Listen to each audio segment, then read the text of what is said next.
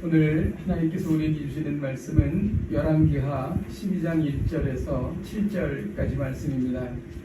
저 여러분이 번갈아 가면서 읽도록 하겠습니다. 열왕기하 12장 1절에서 7절입니다.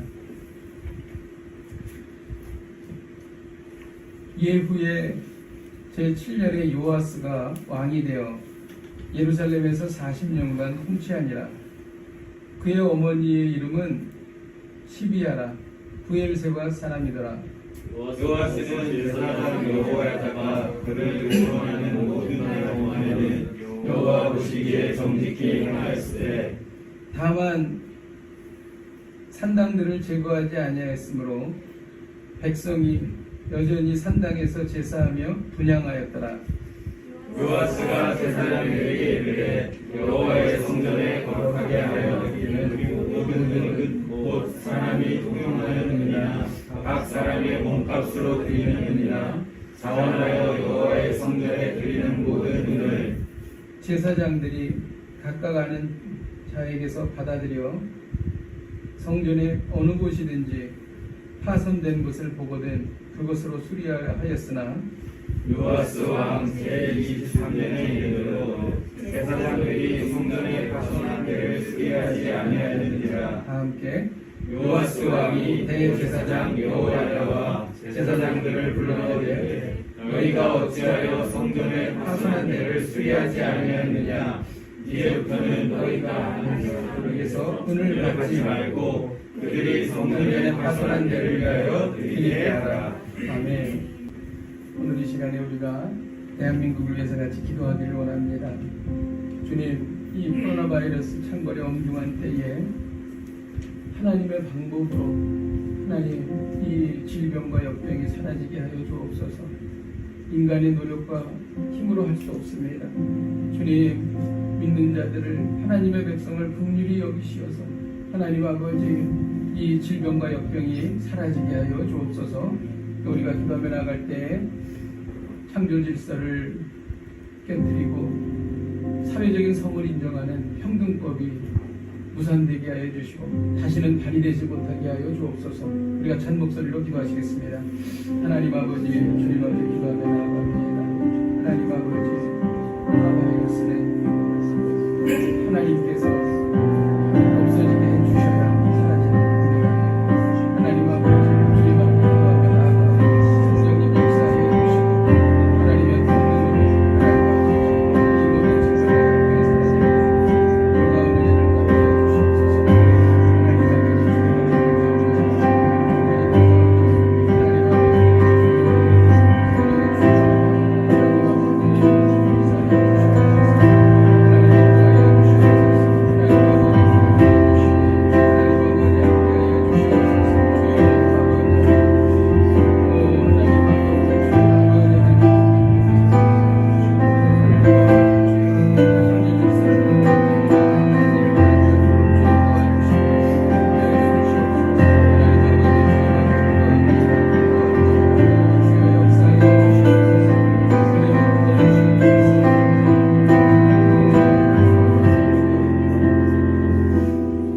하나님 아버지, 하나님 아버지, 전 세계적으로 기상이변으로 산불과 지진과 기근과 하나님 아버지 또 질병이 창궐하고 있습니다. 이는 요한계시록에 하나님께서 말씀하신 이 종말과 심판의 때 일들이 그대로 이루어지는 것을 저희들이 목도하고 있나이다. 하나님 아버지, 그러하오나 이 엄중한 시간 속에서도 하나님의 백성들을 불꽃 같은 눈동자로 지키시며 안연히 거하게 하시는 주님의 그 약속이 저희들에게 이루어지기를 원합니다. 하나님, 코로나 바이러스를 통하여 인간의 나약함을 알고 하나님을 두려워하며 하나님의 방법으로 100년 전에 스페인 독감이 정말 아무 이유도 모르는 상태에서 하나님의 권능으로 사라졌듯이 이 코로나 바이러스도 속히 사라질 수 있도록 하나님께서 역사하여 주시옵소서. 예수님의 이름으로 기도하였습니다. 아멘. 오늘은 그 남유다 왕 요아스의 이야기입니다. 요아스는 제사장 여호야다의 이렇게 도움으로 왕이 되었습니다. 그 왕이 될 수 죽고 또 죽을 수밖에 없었던 사람이었는데 그 하나님의 아주 극적인 도우심으로 살아났죠. 그래서 요아스는 그가 자라면서 왕으로서 남유다에 있는 그 우상들을 척결했습니다. 종교 개혁을 이룬 거죠. 참 하나님이 기뻐하셨을 것입니다. 그리고 퇴락한 성전을 수리했습니다. 그런데 시간이 지나면서 요아스가 변질이 됩니다. 아람 왕이 쳐들어왔을 때 그는 왕궁과 성전에 있는 보물을 아람 왕에게 갖다 바침으로 인해서 위기를 모면했던 것이지요. 요아스 왕을 통해서 하나님께서 우리에게 주시는 말씀이 있습니다. 요아스가 어린 나이에 왕이 되었습니다. 그가 7살에 왕이 되어서 40년 동안이나 남유다를 다스렸죠. 남유다에서 40년을 다스렸다는 것은 굉장히 오랜 기간을 다스린 거죠. 근데 요아스가 왕이 되었을 때 사실 요아스를 도와줄 수 있는 사람은 자기를 숨겨서 키워준 고모와 또 그 제사장인 대제사장인 고모부 여호야다밖에 없었어요. 말하자면 그 정치적 기반이 아주 취약했습니다. 그래서 그 과거에 이런 그 정치적 기반이 취약하면 항상 정변이 일어나서 정권이 바뀌었어요. 근데 놀랍게도 요아스가 40년 동안이나 남유다를 통치했다는 거예요. 이걸 어떻게 우리가 해석할 수 있을까요? 이것은 전적인 하나님의 은혜라는 것입니다. 세상에서는 힘이 있고 그리고 아주 많은 인맥을 가지고 있고 또 경험이 많은 사람이 자기의 위치를 오랫동안 지킬 수 있다 이렇게 생각을 합니다. 정치인들도 그렇고 경제인들도 그렇죠. 근데 사실 그렇지 않거든요. 아주 유능한 사람들도 많은 사람들이 자신의 그 위치를 지위를 잃어버리고 망하는 것을 우리는 너무나 많이 보아왔습니다. 이를 통해서 우리가 알 수 있는 것은 내 능력으로 세상을 사는 것이 아니다. 그런 것을 깨닫게 되는 것입니다. 저도 사실 한 20년 가까이 직장 생활했습니다. 제가 직장 생활을 되돌아보면 진짜 제가 뭘 잘해서 20년 가까이 직장 생활한 게 아니었더라고요. 정말 전적인 하나님의 은혜였다는 고백을 하게 됩니다. 북한이 핵무기를 갖고 있잖아요. 그런데 전쟁이 일어나지 않고 우리가 평안하게 살 수 있는 이유가 무엇일까요? 전적인 하나님의 은혜입니다. 아멘. 코로나 바이러스가 창궐해서 수많은 사람들이 어려움을 당하고 특히 요즘에 아시아 지역 같은 데에는 정말 많은 사람들이 죽어가고 있습니다. 이런 상황 속에서도 우리가 안전하게 거할 수 있다는 것은 전적인 하나님의 은혜인 것이죠.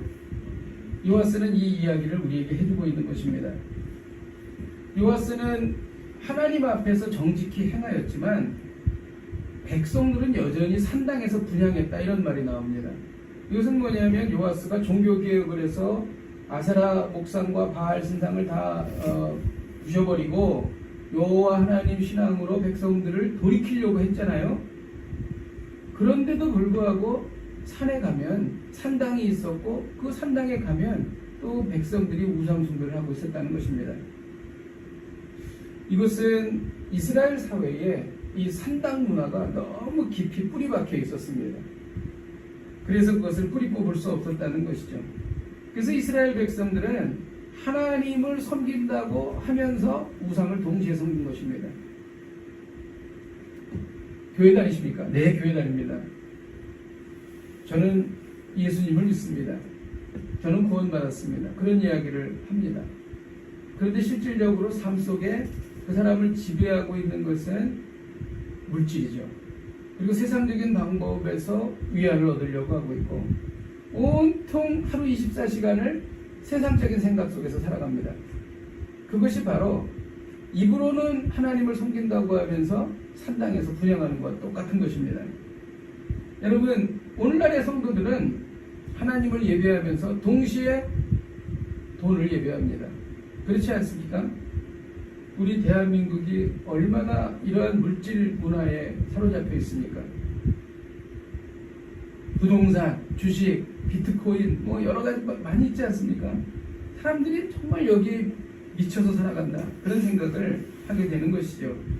성도들도 마찬가지죠. 하나님은 나의 모든 것이다 라고 말하면서 실질적인 그 사람의 모든 것은 물질이라고 하는 것이죠. 하나님이 나의 모든 것이다 라고 말하면서 그 사람의 모든 것은 성공이라는 것입니다. 이런 이율배반적인, 한편으로는 하나님을 섬기면서 실질적인 내면으로는 우상 숭배를 하고 있는 이 모습, 이것이 바로 상당에서 분양하였다라는 말씀인 것입니다. 똑같습니다. 다르지 않습니다. 요아스가 잘한 것 중에 하나가 성전을 수리한 것입니다. 그래서 제사장들에게 성전을 수리해라 이렇게 말했습니다. 요아스는 사람들에게 받는 그 지금으로 말하면 돈이죠. 이것을 다 모았습니다. 사람의 머리수대로 내는 인두세가 있었어요. 그리고 성전에 들어갈 때 내는 입장료 같이 성전세가 있었습니다. 그리고 자기가 자원해서 드리는 그러한 그 헌금이 있었습니다. 이것을 다 모아서 제사장들에게 이것을 가지고 성전을 수리해라 그렇게 말했습니다. 퇴락한 성전을 수리한 것이죠. 그 이유는 뭐냐면 그동안 요아스의 아버지와 요아스의 할머니가 너무 우상 숭배를 해서 성전이 말할 수 없이 회파되었기 때문입니다. 신앙생활에도 퇴락한 부분을 보수해야 합니다. 우리는 신앙적으로 균형을 유지하면서 살아야 하는데 시간이 지날수록 어떤 한 부분이 퇴락합니다. 그리고 수리를 해야 됩니다. 오랫동안 기도를 하지 않았다. 그러면 기도라고 하는 부분이 퇴락한 거예요. 그리고 하나님께 감사하는 마음이 오랫동안 없었다. 그것도 역시 퇴락한 것입니다. 그런데 요즘에 우리나라 대한민국 한국교회에 가장 퇴락한 부분이 있다면 예배입니다. 예배가 무너지고 있습니다. 예배를 드리러 교회에 오지 못하고 또 집에서 예배를 드리다 보면 교회 와서 예배 드리는 것만 같지 않은 그러한 것들, 그리고 또 그러한 시간을 통해서 점점 예배와 멀어집니다. 예배와 멀어지면 하나님과 멀어지고 세상 속에 빠지게 되는 것이죠. 그래서 많은 사람들이 세상으로 돌아갑니다. 이 모든 것이 다 예배가 퇴락했기 때문입니다. 우리가 퇴락한 예배를 다시 일으켜야 합니다. 그것이 회파된 성전을 수리하는 것이죠. 저는 한국에 와서 퇴락한 영성이 있습니다. 뭐냐면 제가 선교지에 있을 때에는 정말 목숨 걸고 하나님 앞에 기도하고 부르짖어 기도하고 제 기도 소리가 정말 달랐습니다.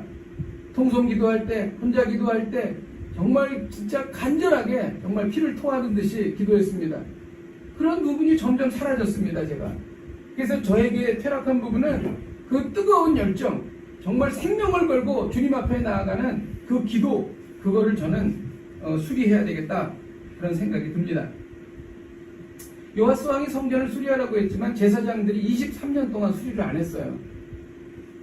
그 이유를 알아봤더니 그 회계 담당자, 예를 들어서 성전 오른쪽에다가 상자를 놓고 함을 놓고 거기에 구멍을 뚫어서 거기에다 이제 헌금을 하도록 했는데 그것을 제사장들이 회계 담당자랑 결탁을 해서 다 빼돌리는 거예요. 그 이유가 무엇이었는가? 그동안 우상 숭배를 이스라엘 백성들이 했기 때문에 제사장들에게 그러한 어떤 그 생활비를 주지 않았던 거예요. 그러니까 그런 헌금들을 다 성전 수리를 하지 않고 자기들이 생활하는 데 썼다는 거죠. 그래서 요아스는 그것도 이해했습니다. 지혜를 발휘한 것이죠. 그래서 제사장들에게 너희들이 앞으로 성전 수리하는 임무를 이제 하지 마라. 그래서 그 인두세나 성전세나 자발적으로 드리는 헌금은 이제 받지 말고 너희들은 제사 드릴 때 백성들이 가져오는 것만 받아라. 속죄제와 속건제의 제물만 받아라 이렇게 얘기했습니다. 그래서 너희들의 생활비를 쓰라는 거죠. 속건제는 남에게 해를 입혔을 때 드리는 제사예요. 그럼 이제 동물을 가져와서 이제 그 제사를 드렸죠. 그럼 그것을 제사장이 가질 수 있었어요. 속죄제는 백성들이 죄를 지었을 때 하나님 앞에 드리는 제사입니다. 그래서 제사장들의 생활을 안정시켰습니다. 그리고 나서 성전 수리가 성공하게 되었다는 것이죠. 여기서 우리가 배우는 것은 교회는 목회자와 그리고 선교사들이 생계 문제로 극심한 어려움을 겪지 않도록 보살펴줘야 한다는 것입니다. 구약시대의 11조를 레위 족속에게 준 이유는 바로 이런 이유 때문인 것입니다. 레위 족속에게는 기업을 주지 않았어요. 하지만 다른 지파들이 11조를 주게 했습니다. 그래서 레위 지파들이 살아갈 수가 있었습니다. 이 말씀을 예수님도 하셨어요. 예수님이 언제 이런 말씀을 하셨는가? 이렇게 말씀하셨죠. 예수님이 복음을 전하는 자들은 복음으로 말미암아 살리라, 이렇게 말씀하셨어요. 이게 뭐냐면 복음을 전하는 사람은 그 복음을 전하는 과정에서 얻은 물질과 재화로서 생활을 충당해라 라고 주님께서 이렇게 말씀하신 것입니다. 이것이 바로 성경적인 그러한 진리가 되겠습니다. 아람 왕 하사엘이 남유다를 침공했습니다. 지금 남유다가 요아스가 지금 통치하고 있었는데, 원래 이 하사엘이라고 하는 인물은 아주 오래전에 하나님께서 엘리야에게 예언하신 바 있습니다. 뭐라 그러냐면 하사엘에게 기름을 부어서 아람의 왕이 되게 하라, 이렇게 말씀하셨어요. 이스라엘이 아니라 아람 외국입니다. 그래서 엘리야의 제자인 엘리사가 가서 기름을 부어서 하사엘이 왕이 되었거든요. 그것은 무엇을 말하고 있는가? 하나님께서 하사엘을 통하여 남유다를 심판할 것이다라고 하나님께서 세운 종이라는 거예요. 남유다를 공격하는 준엄한 하나님의 심판이었다는 것이죠. 하사엘이 그래서 남유다의 서쪽인 가드까지 쳐들어왔어요. 아람은 이쪽이고 이스라엘의 서쪽 해안가 가까운 가드까지 쳐들어온 거예요. 그러면서 위로 올라오면서 예루살렘까지 지금 쳐들어오고 있습니다. 요아스는 두려웠습니다. 그래서 자기가 갖고 있는 모든 그 보물을 다 갖다 바친 거예요. 자기 아버지 대, 그리고 그 할아버지 대에서 성전에 예물로 바쳤던 모든 것을 다 하사엘에게 갖다 바쳤습니다. 근데 오늘 말씀에 보면 요아스가 이 어려운 시간에 하나님 앞에 기도했다는 말씀이 없습니다. 그는 세상적인 방법으로 물질을 가지고 하사엘에게 바침으로 인해서 위기를 모면했다는 것이죠. 하나님을 의지하지 않았다는 것입니다. 요아스가 하나님을 의지할 때에는 쇠락한 성전이 복구가 되었어요. 근데 하나님을 의지하지 않자 성전에 있던 모든 기물들이 다 사라져버린 거예요. 다시 퇴락하게 되었다는 것이죠.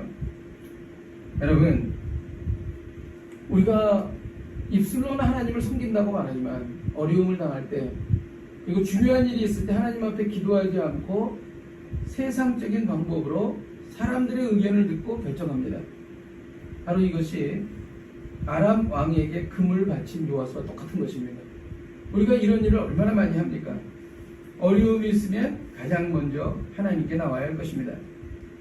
자, 이제 요아스가 불행의 길, 나락의 길을 가고 있습니다. 요아스의 신복들이 요아스를 살해한 것입니다. 20절을 같이 한번 읽도록 하겠습니다. 20절 시작. 요아스의 신복들이 일어나 반역하여 신라로 내려가는 길가의 밀로동에서 그를 죽였고, 요아스를 죽인 사람들은 요아스의 신복들이었어요. 그래서 주석에는 뭐라고 나오냐면, 왜 남유다 신하들이 남유다 왕을 죽일까? 그 이유는 바알 숭배했기 때문이라는 거예요. 그들은 여호와 하나님 신앙을 섬기기로 했는데 요아스가 어느 때인가 잘못된 길로 가서 바알을 숭배하는 거예요. 그래서 그것에서 불만을 품고 반감이 있어서 죽였다, 그렇게 이야기를 하는 주석이 있고, 또 하나는 요아스가 성전에 있는 보물들을 다 갖다 하사엘에게 바쳐서 그것이 못마땅하고 반감을 가져서 죽였다, 그런 말을 합니다. 요아스의 등장은 드라마틱했습니다. 7살에 갑자기 다윗의 자손이 나온 겁니다. 이스라엘 백성들은 다윗의 자손이 이제 다 죽었다, 이제 대가 끊겼다, 그리고 메시아에 대한 소망이 없어졌다, 이렇게 생각을 했는데 7년 만에 갑자기 요아스가 나타난 거예요. 그래서 백성들은 환호를 지르기 시작하였고, 왕이여 만세, 왕이여 만세 이러면서 화려하게 등극을 한 겁니다. 그리고 퇴락한 성전을 수리하고 또 종교개혁을 하고, 그런데 이 요아스가 말년에 신하들에 의해서 살해당한 겁니다. 요아스는 남유다 왕이 모두 들어가는, 왕이 들어가는 묘실에 들어가지도 못했어요. 여호야다는 들어갔어요. 근데 못 들어갔어요. 요아스는 이만큼 처절하고 실패한 삶을 살게 되었다는 것이죠. 처음에는 성경이 말하기를 요아스가 하나님 보시기에 정직히 살았다라고 말합니다. 그런데 나중에는 그렇게 살지 못했다는 것입니다. 요아스가 우리에게 주는 교훈은 말이죠, 이런 겁니다. 시작이 좋았다고 끝이 좋았다고 장담할 수 없다는 것입니다. 2절을 같이 한번 읽도록 하겠습니다. 2절 시작. 요아스는 제사장 여호야다와 그를 구원하는 모든 날 동안에는 여호와 보시기에 정직히 행하였으되, 정직히 행하였다라고 끝나지 않고 정직히 행하였으 되로 끝납니다. 그건 뭐예요? 나중에는 정직히 행하지 않았다는 겁니다. 올림픽이 끝났습니다. 올림픽에서 달리기 경주를 보게 되면 처음에 굉장히 빨리 뛴다고 해서 결승점에까지도 1등으로 도착하지 않으면 그것은 잘 달렸다고 할 수가 없는 거죠. 처음에 굉장히 잘 달렸어요. 근데 중간에 넘어졌어요. 그런 건 잘 달렸다고 할 수가 없는 것입니다. 신앙생활도 마찬가지입니다. 처음에 시작은 아주 은혜롭게 생각하고 말할 수 없는 뜨거운 감정으로, 그리고 하나님에 대한 정말 그 열정적인 사랑으로 시작을 했는데 나중에는 불신자보다 못한 삶을 살았다. 이게 바로 요아스의 인생인 것입니다. 우리가 믿는 사람들이 그런 말 많이 하죠. 첫사랑을 회복하십시오. 첫사랑을 회복하게 해주십시오. 그게 무슨 얘기인지 아세요? 처음처럼 사랑하지 못했다는 거예요. 처음에는 하나님 앞에 정직하게 행했는데 나중에는 그렇게 하지 못했다는 것입니다. 요아스처럼 정직하게 행하였으 돼, 그런 인생이 됐다는 것입니다. 오늘의 메시지가 무엇입니까? 인생의 마지막 순간까지 하나님 앞에서 정직하게 살라는 것입니다. 여러분, 이런 삶을 사는 분 그렇게 많지 않습니다. 여러분 잘 생각해 보세요. 신앙생활을 시작했는데 끝까지 신앙생활을 정말 잘하는 분이 과연 얼마나 됩니까? 그렇게 많지 않습니다. 그건 정말 쉬운 일이 아니죠. 솔로몬은 어떻습니까? 처음에 하나님을 크게 기쁘시게 해드렸죠. 하나님께서 무엇을 원하느냐? 지혜를 구합니다. 백성들을 재판할 수 있는 지혜를 주십시오. 하나님께서 크게 기뻐하셨습니다. 지혜와 부와 영광을 다 주었습니다. 솔로몬은 그 당대의 그 주변 나라 중에서 가장 부귀한 나라의 왕이었어요. 그런데 나중에 솔로몬이 어떻게 되나요? 첩을 많이 얻었습니다. 정략 결혼을 한 거죠. 그런데 그 첩들이 데려온 우상들, 그 우상들을 섬기기 시작했습니다. 그래서 솔로몬은 뒤가 좋지 않았습니다. 그리고 그 아들에 대해 가서 이스라엘이 둘로 쪼개지는 불행을 겪게 되었다는 것이죠. 이게 바로 요아스의 인생이에요. 정직히 행하였으 되의 인생인 것입니다.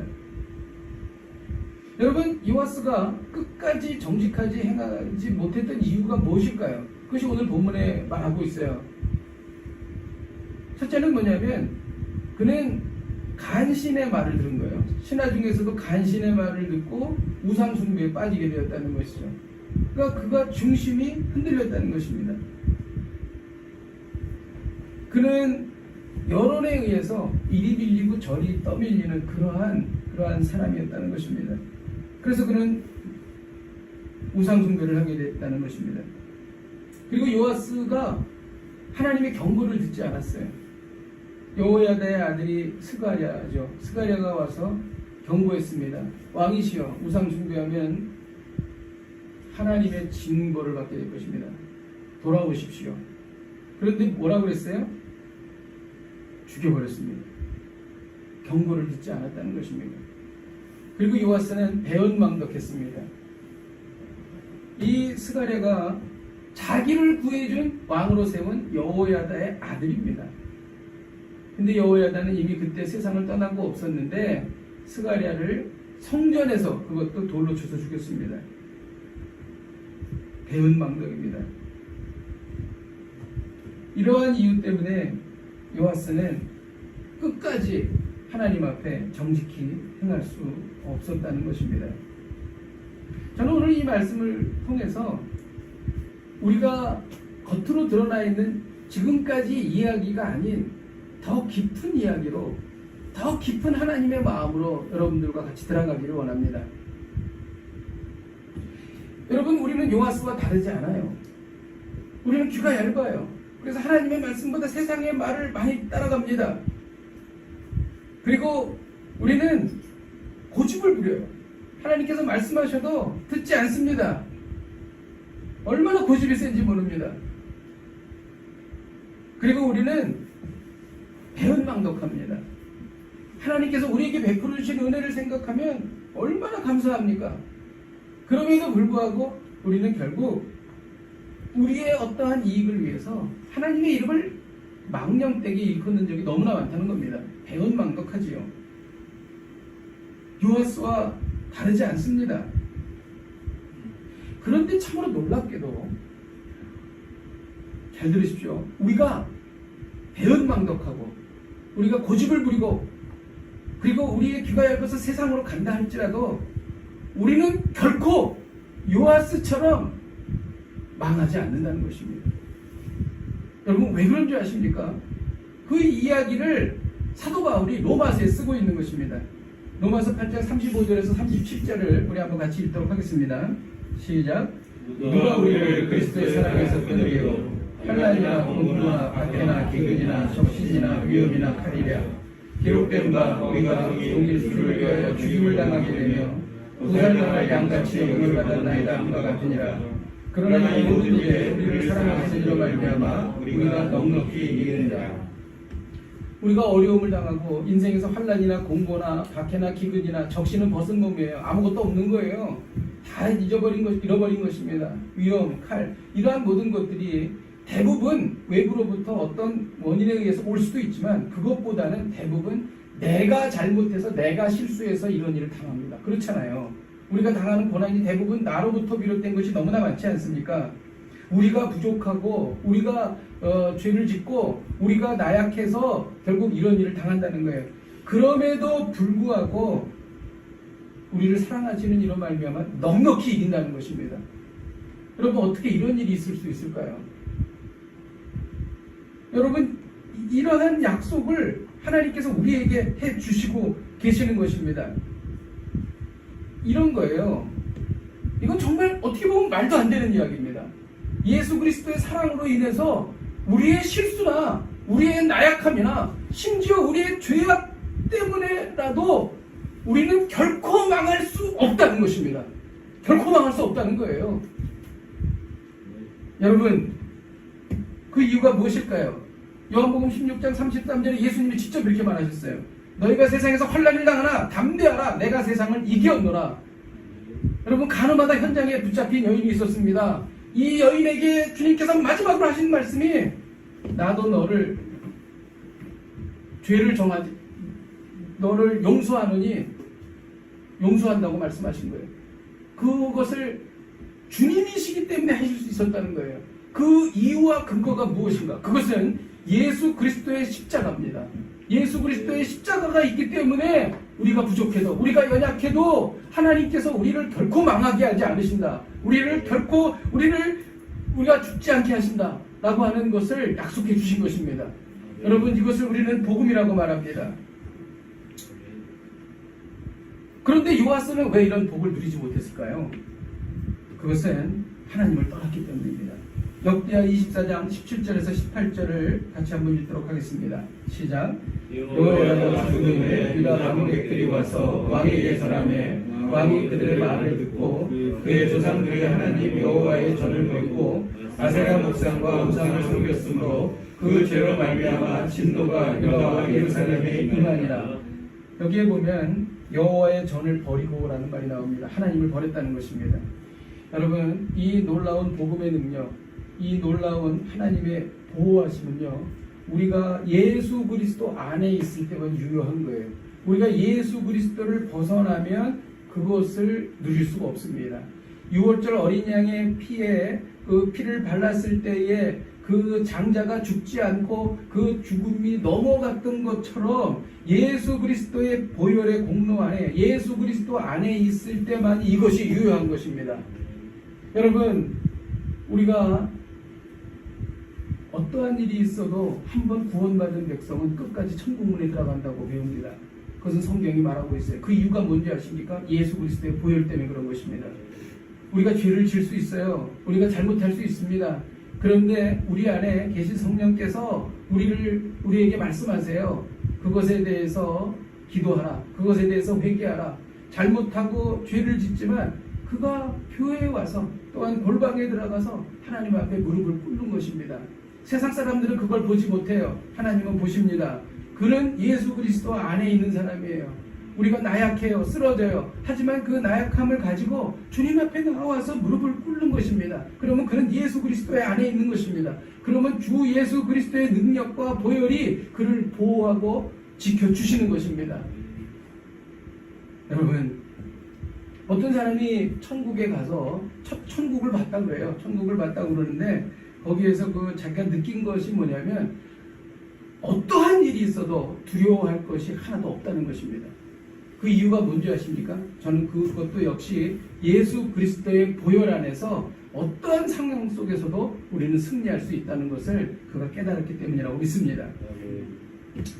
말씀을 준비하면서 깨달은 것이 있습니다. 5절에 보면 성전의 어느 곳이든지 파손된 것을 보거든 그것으로 수리하라 이렇게 기록합니다.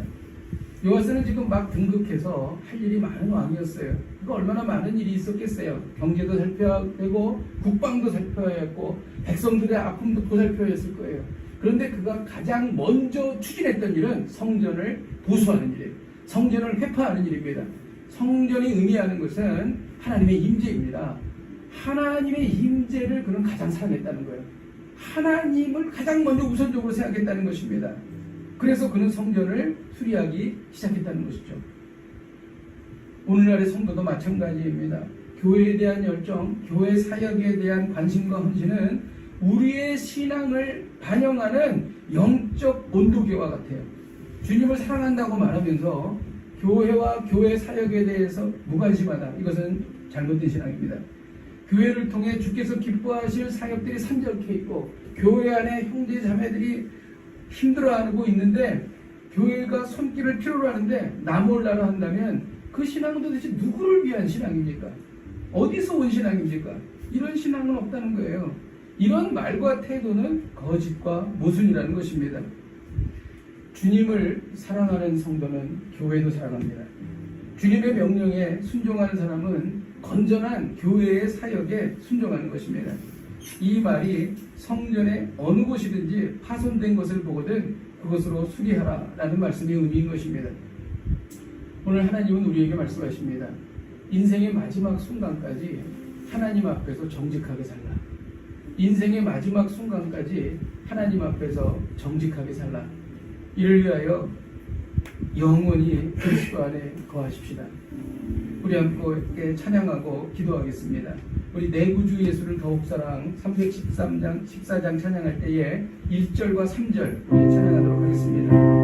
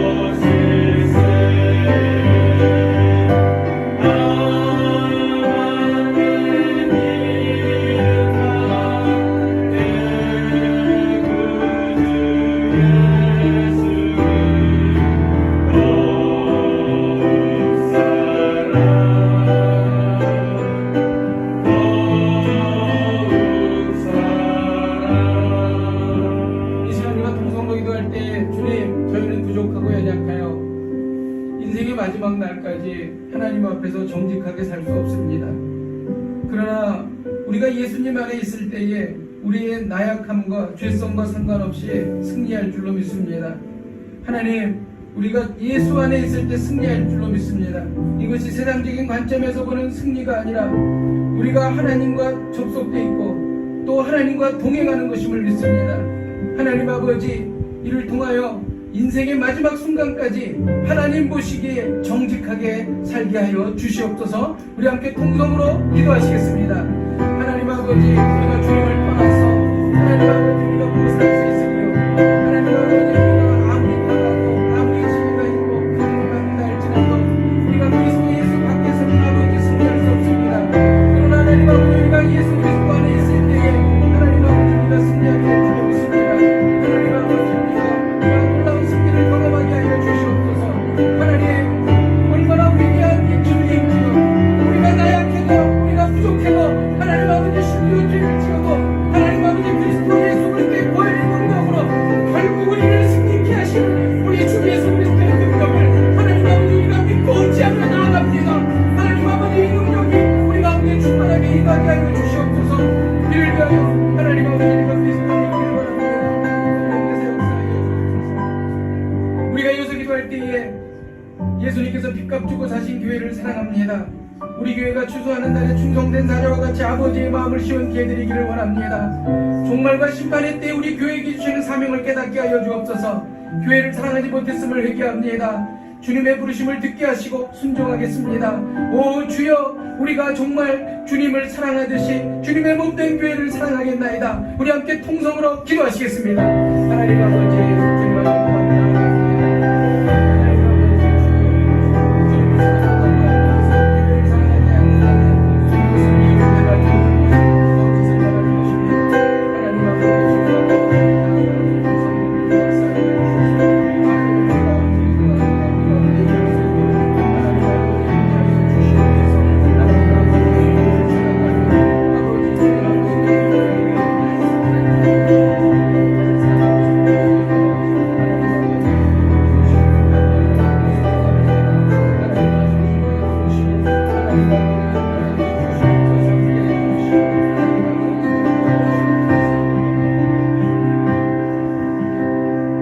하나님 아버지, 너무나 나약하고 세상적인 관점으로 볼 때 자신이 부끄럽고 하나님 아버지 내세울 것이 없다 할지라도 우리가 주 예수 그리스도 안에 있을 때에 우리를 세우시고 일으켜 주시고 반드시 승리케 하시는 주님을 신뢰합니다. 또한 하나님, 또 우리가 죄에 빠지고 하나님 아무리 그 죄에서 헤어나려고 하여도 헤어날 수 없이 다시 또 그 죄 가운데로 들어가는 저희들의 그 죄성이 있는데, 하나님 이 죄성이 있다 할지라도 우리 예수 그리스도 안에 있으면 그리스도의 능력이 우리를 죄로부터 건져주신다고 말씀하십니다. 하나님, 그러므로 우리는 절대로 하나님 아버지 하나님과 끊어질 수 없으며 하나님 아버지 우리는 망할 수 없습니다. 그 이유는 예수 그리스도 때문입니다. 그리스도의 십자가의 능력이며 부활의 능력인 줄로 믿습니다. 하나님 아버지, 이것이 우리의 삶 가운데 충만하게 하여 주시옵소서. 그리하여 세상이 감당치 못하는 사람이 되게 하여 주시옵소서. 예수님의 이름으로 기도하였습니다. 아멘.